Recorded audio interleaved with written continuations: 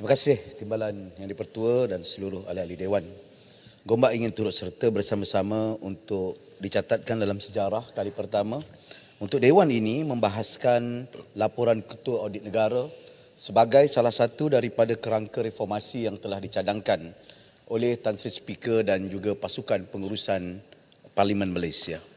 Sesungguhnya saya ingin menyambut apa saranan yang telah dikeluarkan oleh Kuala Selangor sebentar tadi, bahawa langkah ini adalah langkah-langkah bersusulan untuk mengukuhkan proses semak dan imbang kepada pengurusan eksekutif dalam negara kita.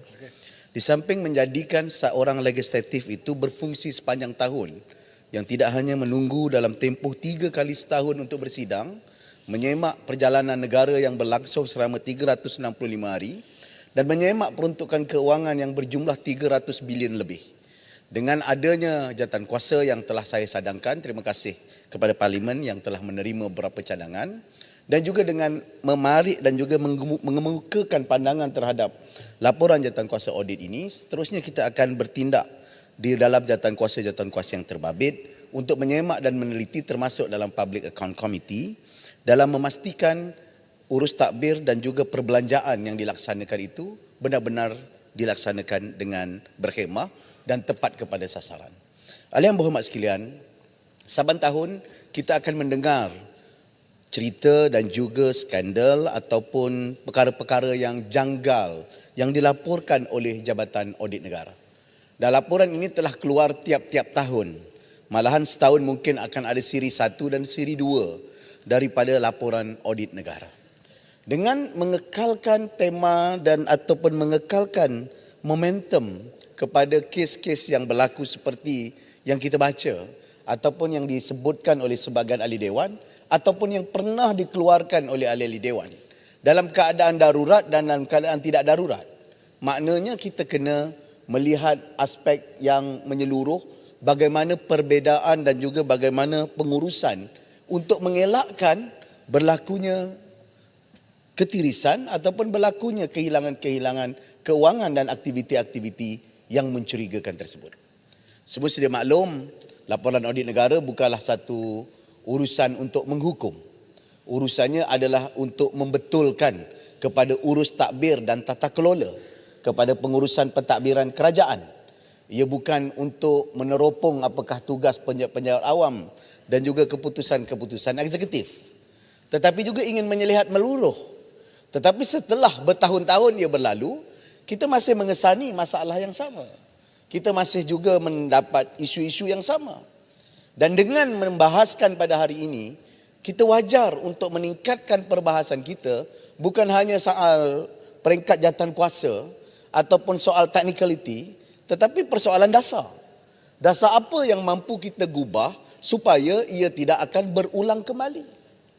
Dan dalam pengalaman COVID-19 sebagai contoh, itu pengalaman yang unprecedented ataupun dengan izin ia adalah pengalaman yang tidak pernah kita lalui sebelum ini. Maknanya apa? Maknanya mungkin kita perlukan satu kaedah khas perbelanjaan ketika darurat, yang mana perbelanjaan itu juga ada semak dan imbang. Semak imbang tertentu harus kita teruskan supaya tidak terlepas. Dan kalau dalam laporan yang ada pada hari ini, yang hilang kita dapat tahu daripada pembelian ventilator, hanya sebahagian saja yang boleh digunakan. Syarikat yang dilantik-lantik terus. Kematian yang berpuluh ribu.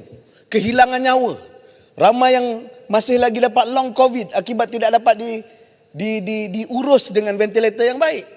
Itu perkara yang dah lepas. Tapi apa lagi yang mampu kita tangiskan selain daripada nak menuduh yang kekosongan yang ada kat sana, ataupun kita nak selesaikan hal ini.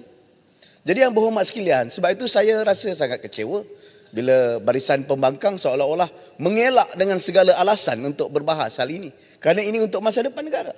Kalau saya cadangkan, mungkin kita perlukan satu formula khas ketika darurat ataupun langkah-langkah bencana, yang mana perbelanjaan segera perlu dibuat, tetapi semak dan imbang dokumentasinya itu perlu ditetapkan dan perlu accurate. Perlu disemak. Supaya di masa depan kalau ada kecurangan ketika mengambil kesempatan daripada bencana yang berlaku. Ini satu perkara yang sangat malang.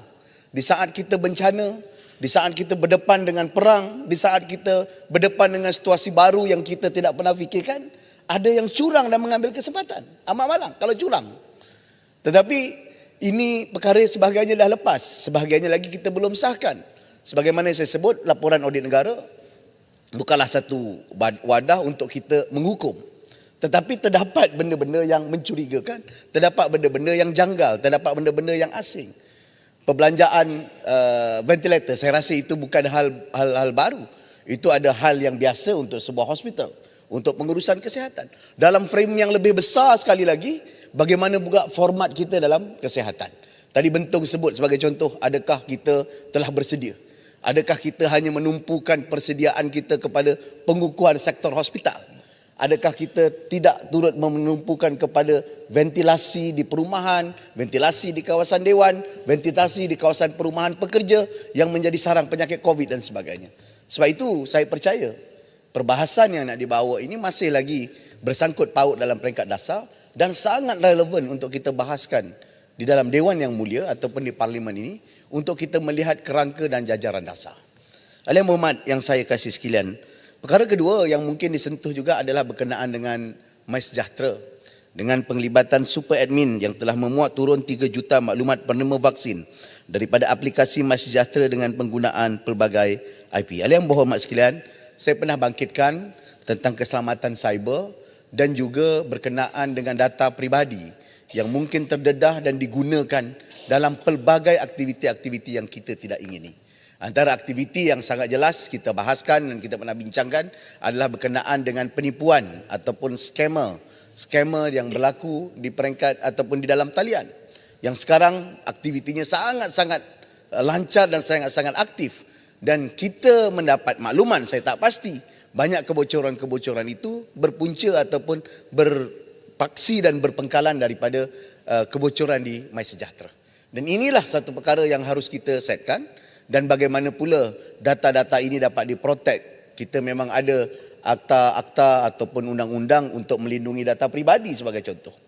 Tetapi kenapa MySejahtera yang digunakan itu pada peringkat awal saya dimaklumkan tidak dapat perlindungan akta peribadi di peringkat contoh. Kenapa kita tak setkan mereka harus melepasi data itu di peringkat awal? Saya terlibat sama kata perbincangan tentang MySejahtera ataupun dengar bersama-sama pada ketika itu. Sebab itu saya melihat hal ini patut disemak dan supaya tidak berulang lagi. Dan saya menggesa agar pihak eksekutif melihat sampai kepada kerangka mendasar. Sampai kepada kerangka tata kelola yang bagaimana untuk elak daripada hal ini berterusan. Kalau tidak kita akan beronda daripada kementerian-kementerian. Bila disemak daripada Kementerian Pertahanan sebelum ini, ada kes yang ini. Kemak kepada Kementerian Belia dan Sukan, ada kes ini. Semak dalam urusan COVID, ada kes yang ini. Kes yang sama di kementerian-kementerian lain berulang-ulang dan tidak diselesaikan. Sebab itu saya ucap terima kasih di atas kesempatan yang sedia ada dan saya melihat bahawa ada keperluan untuk PAC sebagai contoh menyemak dengan rinci, tetapi kerangka dasar ini harus ada komitmen. Sebab itu usul yang dibawa adalah menggesa antara lain untuk keseluruh ahli dewan bersama-sama supaya kita sebagai ahli dewan tidak meluluskan tata kelola dan cara yang akhirnya kita akan melihat tata kelola itu mewujudkan kebocoran-kebocoran yang memalukan. Kehilangan keuangan yang telah diperuntukkan yang nilainya beratus-ratus juta ataupun saling kalau tak ratus bilion pun paling tidak berbilion-bilion ringgit Malaysia yang menyebabkan kita kehilangan upaya untuk menggerakkan sektor lain. Laporan yang sangat jelas dikatakan di sini berkenaan dengan sektor makanan daripada Kementerian MAFI ataupun Kementerian Pertanian. Dananya besar, 190 juta. Kita berdepan dengan krisis ketidakcukupan bekalan makanan. Harga makanan yang tidak mencukupi, bekalan yang terputus, kebergantungan kepada pasaran ekspor dan asing. Takkan ini hal realistik dari belanjakan 190 juta? Ya, nilainya mungkin tak besar daripada keseluruhan perbelanjaan negara. Tetapi ini berulang dan masalah kita tidak dapat diselesaikan. So something yang harus masuk dengan agresif di dalam dasar itu, dalam peruntukan itu untuk kita selesaikan daripada kita tuding ini masa dia, nanti lepas tu ini masa kita pula, lepas tu masa yang lepas. So bertahun-tahun kita akan berdepan dengan isu yang sama. Terima kasih.